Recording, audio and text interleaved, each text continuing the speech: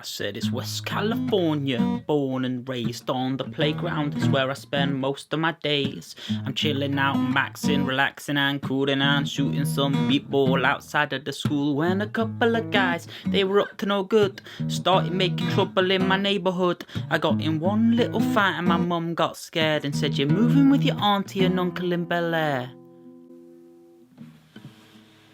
Hello everybody, welcome to today's video.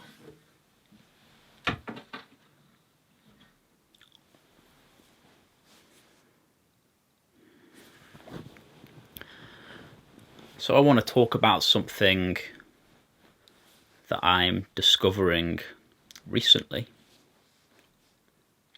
Well, it's been a discovery over many years, but it's coming more to fruition recently. I hope the camera's bright enough. I know it's quite dark in here, but I really don't like having a lamp shining in my eyes just to make the lighting better for the video. But I'm sure you can see me. And this thing that I want to talk about is to do with living a calm life.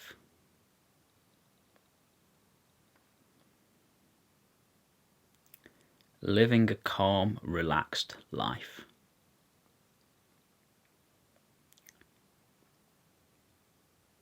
Now, I've said before, and I believe this, that the ego is simply an overactive nervous system. The ego is made up of thoughts. The ego is made up of identification with thoughts. And this stream of thinking that moves through the mind, which we get identified with, that is fueled by the agitation within our bodies. That is fueled by the layer upon layer of emotion and trauma and agitation within our nervous systems. And so what that does through the years as we grow up, and we inherit this as well from our parents and their parents, we have these layers of conditioning within our bodies which create an overactive nervous system, and that overactive nervous system creates an overactive mind. We then become identified with that overactive mind, and we give all of our attention to it, and all of our identity comes into it, that we lose touch with the felt sense of our own being.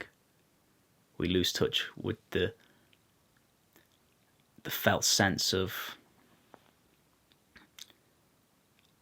our connection to everything and everyone around us.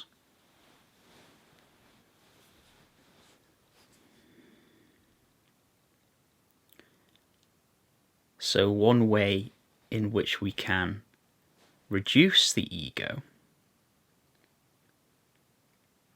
is through learning to bring our nervous system down, living in a way whereby we have a calmer nervous system.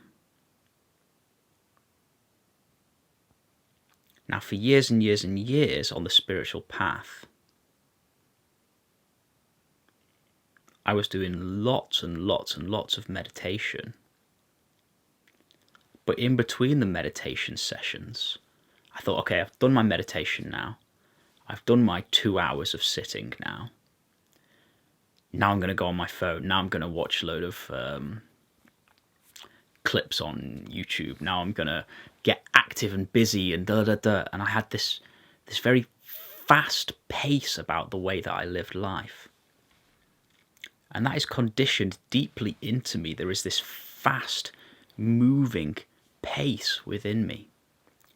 And everybody's different. That's just the way that my particular body mind has been conditioned.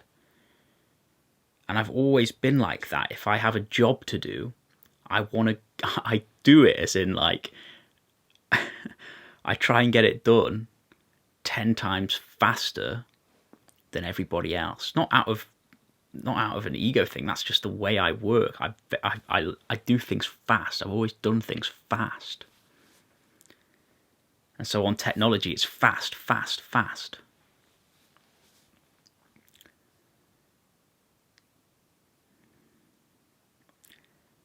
And what I've started to discover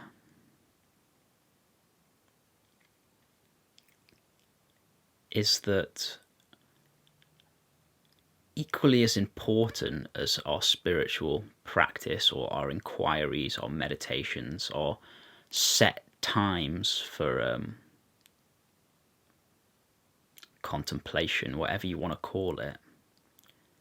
And I've never been someone with a schedule who's meditated 1 hour in the morning, 1 hour at night, or anything like that. But I've always given myself lots of space to be, lots of space to inquire into my experience.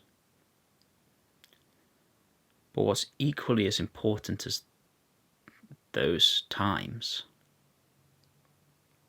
is setting up your life in a way whereby you can live in a calm, slow-paced manner.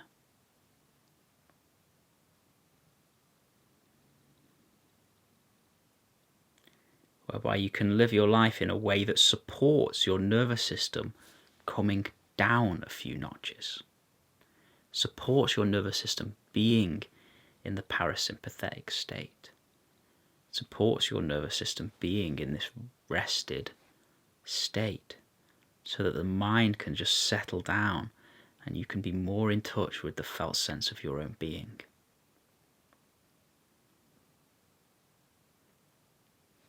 So this is probably going to be a very practical video.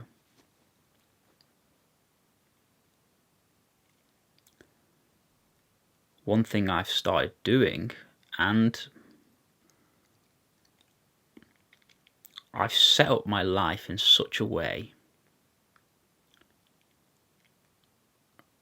that I don't have to set an alarm in the morning to get up. I'm going to give a few practical things that I do which allow me to live this way.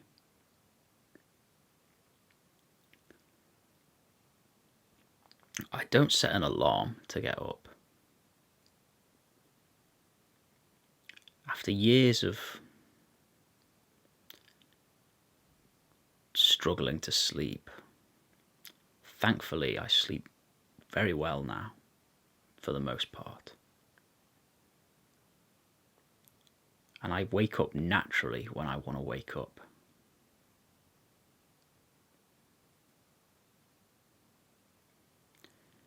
And if I ever have a job, if I ever apply for a job, I always make sure that it starts at 10 or 11 rather than 9 or 8. And for the most part, I'm self-employed, so I can get up whenever I want. Another thing that I've started doing in order to support me in living a calm life is I've become very boundaried with my use of screens and technology. As a general rule, I don't go on any technology until midday unless I need to for a meeting or something of that nature. But I try and schedule everything after 12 o'clock. And so my morning is simply for being. I might record some videos. Usually I spend it meditating or practicing bioenergetics, drinking tea. Those are my activities until 12. And so I have a few hours every morning really usually diving into the experience of my own being, inquiring into the nature of my own being.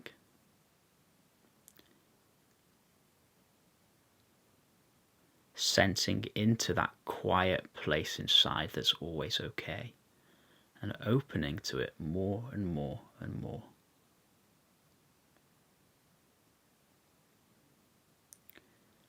And then at 12 I'll be on the technology, and I usually have quite a bit of work to do these days, and so I'll be doing that. And I have a habit, it's an ingrained habit of, I feel like I need to get it done. Like I feel like there's this deadline. The end of the day's a deadline. I've got to get everything done before then. And I can feel this fast pace arising within my body and this stress arising within my body. And I started really noticing it. And when I go into that stress response, okay, stop. Okay, I've gone into it too far now. Okay, I'm taking 15 minutes. Put the laptop down, put the phone down. Something in me wants to carry on, wants to keep going. Leave it there, make a cup of tea. Breathe, feel my body slow down. There is no rush, there is no rush.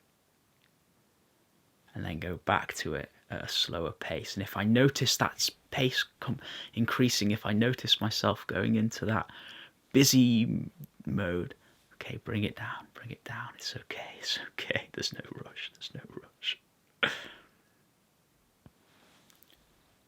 And then I try to finish by 5 or 6 o'clock, by the time it's dark. And then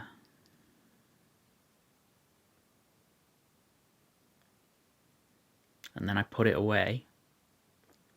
And sometimes I really want to keep going. Sometimes there's things that I feel like I need to do. I feel like I want to do. But I stop. I wait. Okay, I can't go on this till 12 o'clock tomorrow.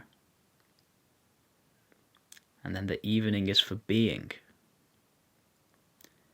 And it can be tempting for me sometimes if I'm at home on my own and I've got the TV sitting there.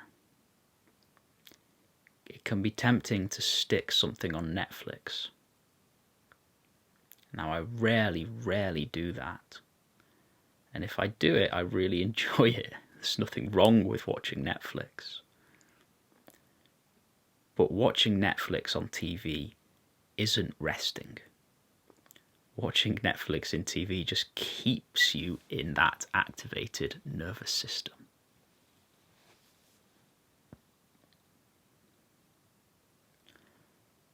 I would rather be.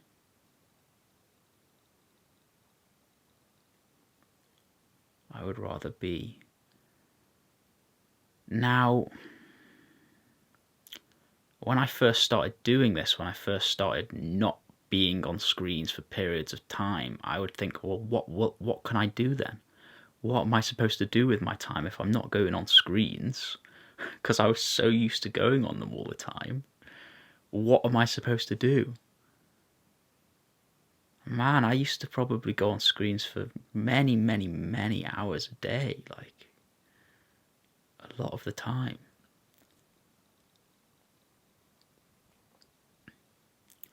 And we're so conditioned to be in that busyness. We're so conditioned to be in that constant stimulation. Because that's what it is. These screens, they provide constant stimulation for the brain. Constant stimulation. And they keep you, even if it's not really obvious to you, they keep you in this either slightly activated or very activated state.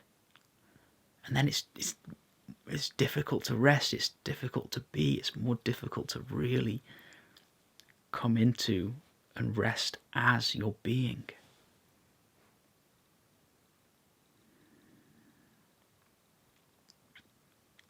So what I've started noticing as I'm practicing this, as I'm practicing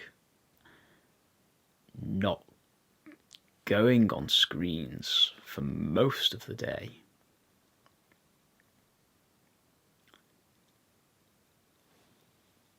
I'm just noticing this relief that comes in, this like,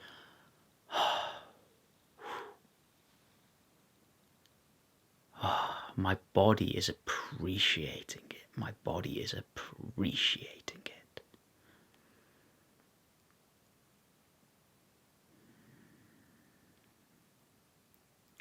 And I'm reading novels. Never used to read novels. I might listen to some music. Take a bath.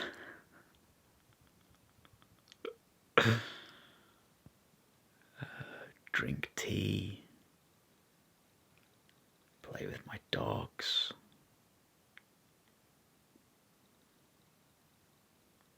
And that's been my winter, really.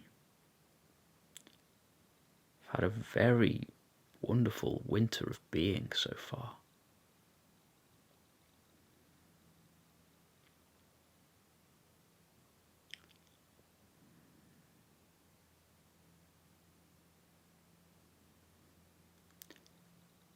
So this takes some getting used to. We're so used to the stimulation, we're so used to the overactivation, we're so used to the screens and the little red things and the little clips here, clips there. We're so used to all of that that just being without it can feel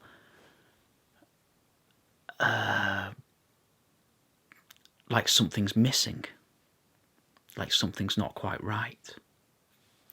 But you just need to give it time. You just need to give it time. And when you give it time, when you really learn to be, to come down, to live a calm external life,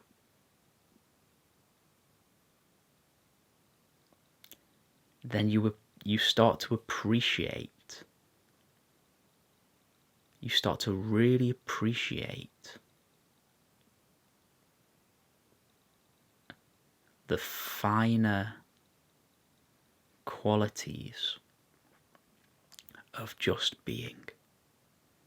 You start to realize that just being, having the ability to just be, is the most wonderful thing. To really be able to be is the most pleasurable experience.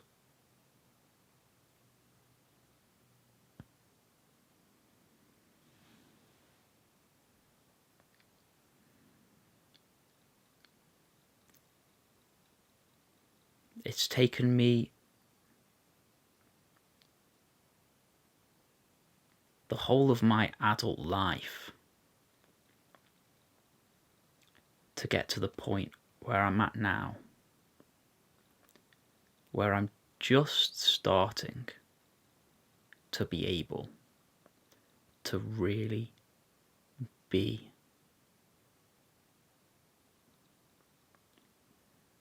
And for somebody who's experienced a lot of trauma, for somebody who's experienced a lot of anxiety, like I have, for someone whose nervous system has really been through hell, then this might not necessarily be something that you can just turn on like that. It might take time.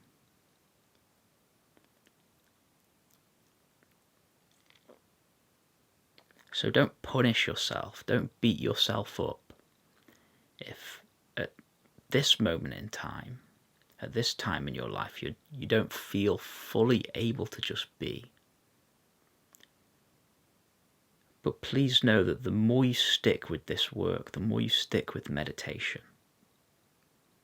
the more you stick with your emotional work, the more you stick with your self-inquiries, the more you practice, even though it's not really a practice, having time without screens, the more you get back used to being, The more you do all the work, anything that resonates with your heart to help you become happier, healthier, and more at peace, the more you do that over the years, gradually, you'll start to be able to be again.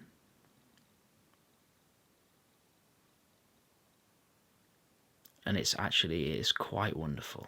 It's quite amazing.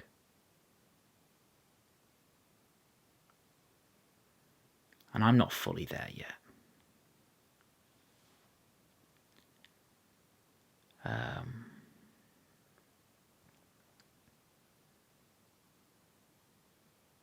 But I'm getting there with time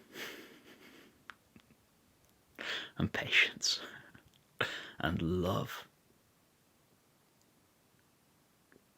Because if you've had a nervous system that's been shaken up by life, in order for that nervous system to really rest, in order for that nervous system to really be, it needs to be held by love.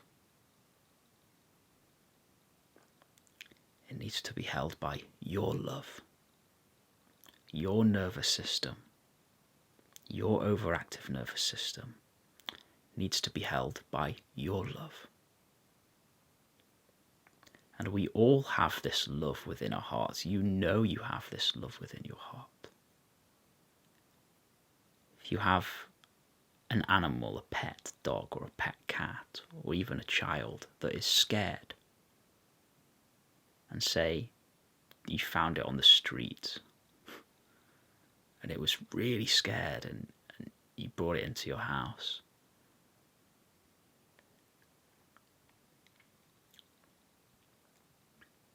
how much care would come out of your heart towards that animal? How much love would come out of your heart towards that animal?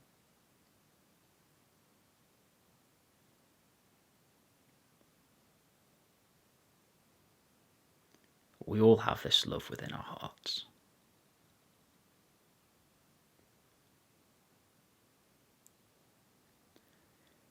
We're just not all used to directing it towards ourselves. We might not have ever been taught that we can direct it towards ourselves.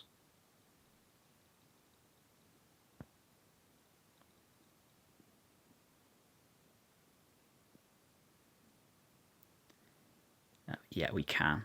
We can direct it towards ourselves, and that's what we need to do in order to heal, in order to bring that nervous system down to parasympathetic activation, so that we can rest and so that we can be, and so that your heart can smile at the simple joy of being, the simple joy of existing.